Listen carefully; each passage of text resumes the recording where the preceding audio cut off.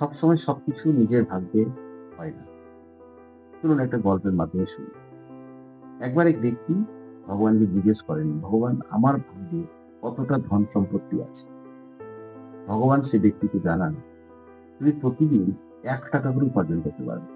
এই কথা শোনার পর সে ব্যক্তি ভীষণ খুশি হন এবং তার প্রতিদিনের খরচ সেই ৳১ মধ্যে পূরণ করার চেষ্টা করেন। তার এই সরলভাবে বেঁচে থাকা, তার এই আনন্দ, তার এই সুখ দেখে তার এক বন্ধু তার বোনের নিয়ে সেই ব্যক্তির সাথে ঠিক করে। বিয়ে হওয়ার পর সে ব্যক্তি খেয়াল করেন তার উপার্জন এখন ৳১১ পৌঁছে গেছে। সে ব্যক্তি ভগবানকে আবার জিজ্ঞেস করেন, এই ৳১০ বেশি কেন?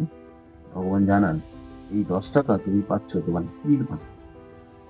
কিছুদিন বাদে তাদের পরিবারে একটা সন্তান জন্ম। তখন তার পরিবারের ইনকাম উপার্জন দিয়ে পৌঁছে গেছে ৳৩১। অর্থাৎ তার সন্তানের জন্য আরো ৳২০ উপার্জন তার পরিবারে এসে যোগ হয়েছে। কথাটার মানে হচ্ছে এটাই যে আমরা যে খাচ্ছি বা আমরা যা কিছু জীবনে উপার্জন করছি বা জীবনে যা অর্জন করছি, কতটা যে নিজের ভাগ্যের জন্য করছি সেটা নিশ্চিত করে বলা বড় মুশকিল। কারণ আমরা কেউ জানি না আমরা ভাগ্যে কতটা কি নিয়ে এসেছি।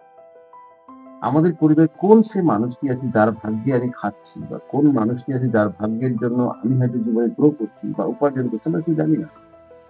কিন্তু আমরা অজ্ঞর মতো অনেক সময় আমরা বলি, যা কিছু করেছি জীবনে সব আমি করেছি। আমি একা করেছি, আমি লড়াই করে করেছি। হ্যাঁ, আপনি লড়াই করেছেন বা আমরা লড়াই করি। কিন্তু সবকিছু যে আমার ভাগ্যেই হয়েছে এটা নিশ্চিত করে বলা যায় না। এটা বোকামি।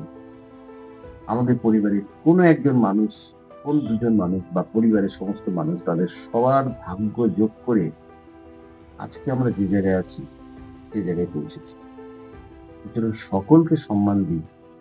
নিজের এই অহংকারটাকে সরিয়ে দিই। যা করেছি আমি একাই করেছি।